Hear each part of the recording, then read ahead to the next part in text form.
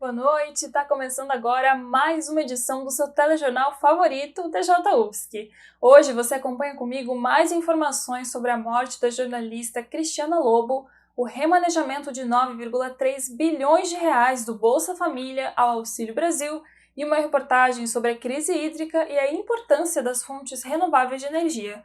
Tudo isso é logo depois da vinheta.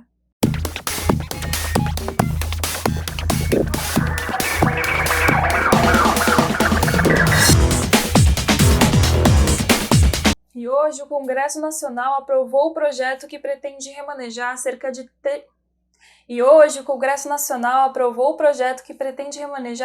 9,3 bilhões de reais do orçamento do Bolsa Família para o Auxílio Brasil, programa de assistência criado pelo governo Bolsonaro. Apesar da lei que previa o Bolsa Família ter sido revogada no dia 10 de novembro, não há base legal para este tipo de remanejamento. O que acontece, na realidade, é uma formalidade para que seja possível usar o dinheiro. Os pagamentos referentes ao novo auxílio estão programados para começar no dia 17 de novembro e devem seguir o mesmo calendário utilizado pelo programa anterior. O benefício terá um reajuste de 17,84% comparado ao Bolsa Família. Mudando de assunto, com certeza você já ouviu falar sobre como as fontes usuais de captação de energia fazem mal ao meio ambiente, como as termoelétricas, por exemplo, que produzem energia a partir de queima de combustíveis fósseis. Mas você sabia que o Brasil é um dos países com um dos maiores potenciais de aplicação de energia renovável do mundo? Bom, é isso que você vai conferir na matéria agora. Neste ano, o Brasil foi atingido com a pior seca dos últimos 91 anos. A falta de chuvas afetou diretamente o setor de geração de energia elétrica do país. Isso porque cerca de 65% da eletricidade brasileira é gerada através de usinas hidrelétricas, que dependem diretamente da força dos rios para funcionar. Essa situação obrigou o Operador Nacional do Sistema Elétrico, o ONS, a buscar outras fontes de energia para evitar o racionamento de eletricidade no Brasil. Em grande parte, as fontes reservas foram as usinas termoelétricas. Por exemplo, o custo de uma usina hidrelétrica, em média, é em torno de R$ 250 por megawatt-hora. E nós temos usinas termoelétricas sendo despachadas em torno de R$ 2.000, até mais do que isso. Então, o custo aumenta muito. Outra desvantagem das termoelétricas é que, na maioria dos casos, elas funcionam a partir da queima de combustíveis fósseis, que são mais poluentes e não renováveis. 82,9% de toda a energia produzida no Brasil tem a sua origem em fontes renováveis, que são aquelas que conseguem recuperar sua capacidade de produção elétrica em um período de tempo relativamente curto. Dentro do país, as principais representantes dessas fontes de energia são as solares, eólicas e principalmente as hidrelétricas, que representam a maior parte de usinas dentro do país.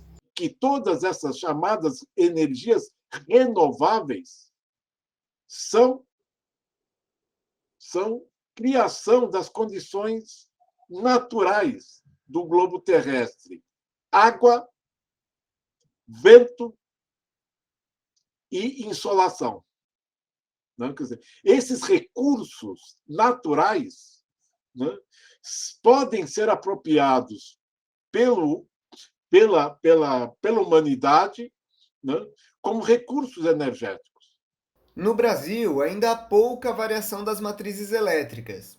O país depende fortemente dos rios para gerar a eletricidade, muitas vezes através de usinas hidrelétricas de montante, que necessitam de um grande volume de água reservado em barragens para gerar energia. Esses reservatórios, eles têm restrições operativas. Então, tem uma regra que diz, por exemplo, Porto Primavera, que é a montante de Itaipu, tem que liberar no mínimo 4.000 metros cúbicos por segundo. Só que os 4.000 metros cúbicos por segundo é o dobro da vazão mínima que a natureza geraria. Então, a natureza, sem o uso e ocupação pela espécie do espaço, né, pela espécie humana, geraria 2.000 metros cúbicos por segundo. Se a gente pensar friamente, se a própria natureza não geraria esses 2.000, por que o reservatório e teria que liberar 4.000 metros cúbicos por segundo. Aí você vai criando a tempestade perfeita, né? Veio de um período chuvoso ruim, com os níveis que já não estavam altos, e você é obrigado a liberar maiores vazões que a própria natureza geraria.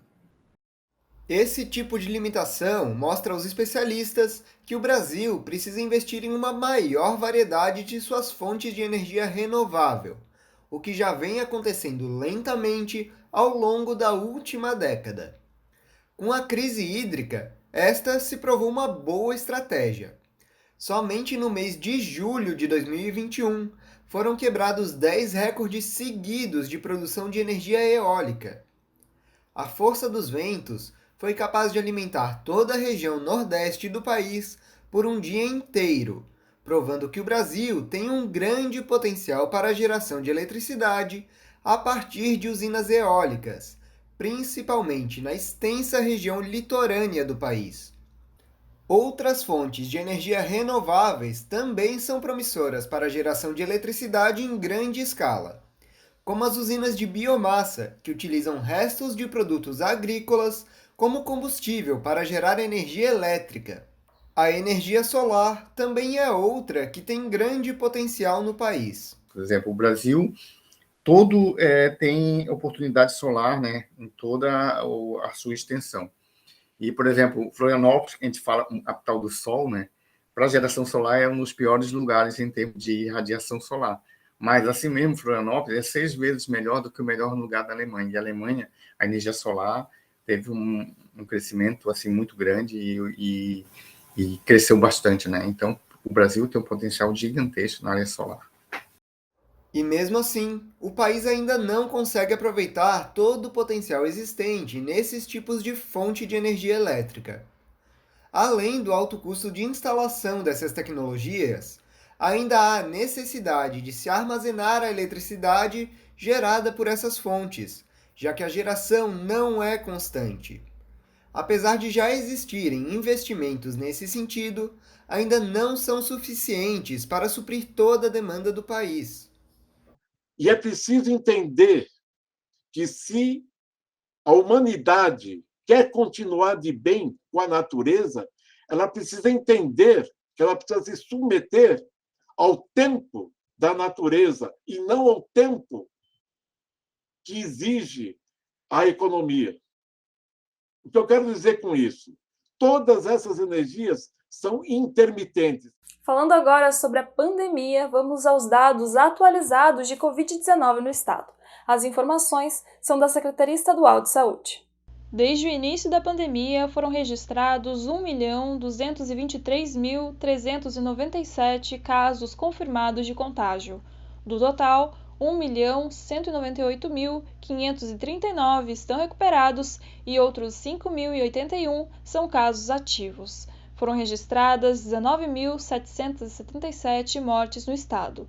Até o momento, 77,74% da população catarinense já foi vacinada com a primeira dose. 62,59% já receberam a segunda dose da vacina. E hoje, infelizmente, faleceu a jornalista Cristiana Lobo, vítima de um mieloma múltiplo, um tipo de câncer. A colunista já sofria da doença há alguns anos, mas foi agravada devido a uma pneumonia.